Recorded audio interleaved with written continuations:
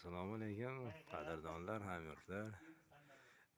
Xudo xolasa giloslarimiz yetilish arafasida. Donalari yaxshi, mana katta iri. Buni hammadan ham donasidan ham buni eng qiziq joyi buni tanasida. Tanasi Allohning qudrati, mo'jizasi bilan tanasida gap. Uni qaranglar. Bunga nima deysizlar? Subhanalloh. Shu holatda mana. Bunday qilamiz. Xohlasang dismakol bilanmi, naynit bilanmi maqib qo'ysa ham bo'laveradi, yopishtir. Xohlasang bunday qilib qo'ysa ham osilgan holatda Xudo Alloh qudrati bilan 2 yildan beri shunday hosil olyapmiz.